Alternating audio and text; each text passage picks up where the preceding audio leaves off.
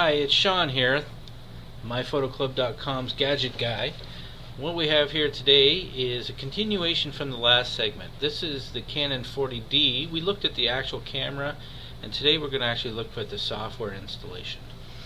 Now you can go ahead and use your camera and use Photoshop and Elements or whichever and never actually install this software, but I'm going to go ahead and install it because there's a few features I think you might want to use. So here we go. We're going to just install for USA, Canada, and English, of course, for me that is. I'm always going to choose custom installation.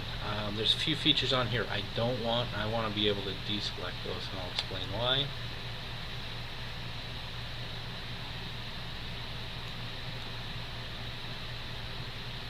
Okay, so again, here we have Digital Photo Professional.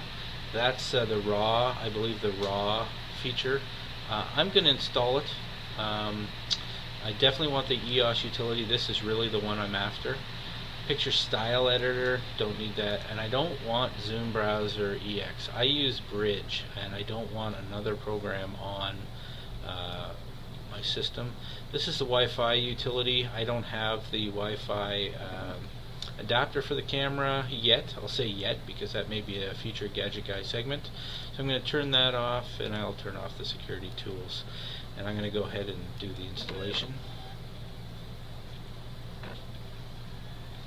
Okay, so I'm installing the Digital Photo Professional EOS utility in the photo stitch.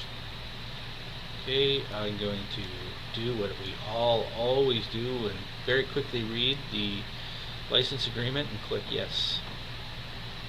I'm going to go ahead and pause here for a minute, and I'll come back to when this installation is finished. Okay, so the installation of the three programs is finished, so we'll go ahead and click next, and we're finished. So what we're going to do now is I am going to plug in the camera and get the EOS utility fired up. So I'll be right back with that. Okay, I now have the camera plugged in, and I'm about to power it on. We'll see what happens. It should come up and recognize the camera.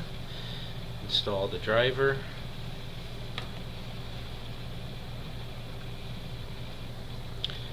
You can't see, it's just off the screen here. It's recognized the Canon 40D.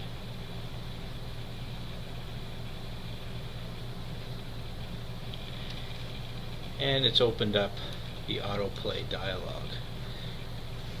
Right, so there's several things I can do. Download the images using my EOS utility, which I don't want to do. So it doesn't give me the choice to actually do what I want. So I'm going to go ahead and launch the EOS utility.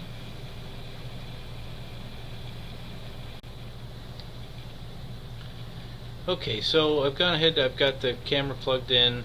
I now have the EOS utility turned on.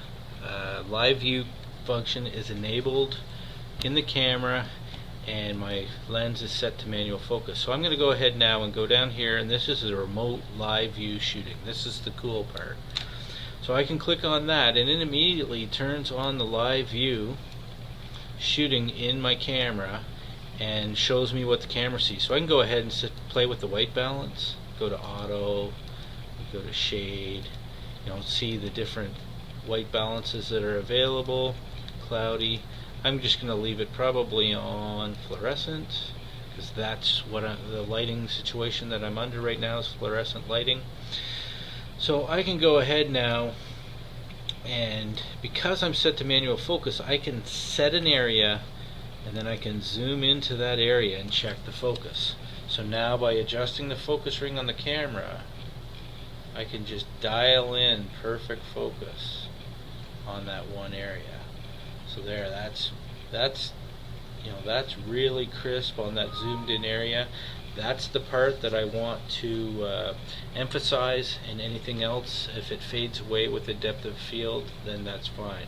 I can also turn on depth of field preview as well, and that's going to stop down the lens and show you exactly what the depth of field is going to look like. You can see here, this is tack sharp here in the middle, and starts to fade away as it goes away. So I'm going to go ahead and say close to that, and then close here. It's all set, and then I'm going to go ahead and press the shutter button. And what it does is it goes ahead and it brings up the image, right? And this is the one I just took, which was 6.7. You can see that it's very sharp right in here. The color seems a bit off, so let me go back. Let me go back into the live view. See, I left it on custom white balance. That's that's typical of something I would do.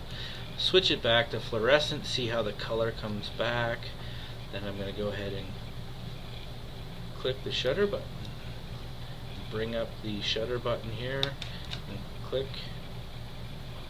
Now it's going to bring the image down, and the image should be in. Here we go. So there is the actual image that I just took. Let me just check that again. 6.7, 6.8. This is the one I just took. Again, the color seems a bit off, so let me go back and check that again. See, it's still in custom white balance. Hold on. I think I need to apply that to the camera now, and then click close, then take the picture. See, that's the beauty of this. Now I can play around with it, not touching the camera. And this is the shot I was after. You can see that this color is a lot more accurate. It's dead sharp right here in the middle where I wanted it to, and it gets a little blurrier this way and a little blurrier that way. That's just the lens is stopped down as much as possible. So this is Sean, the Gadget Guy from myphotoclub.com. I hope you enjoyed that little tour. Again, I think the 40D is a fabulous camera, and I'm going to be experimenting with this live view a lot, especially on product shots. I think for doing product shots, it's going to be fabulous. We'll see you next time.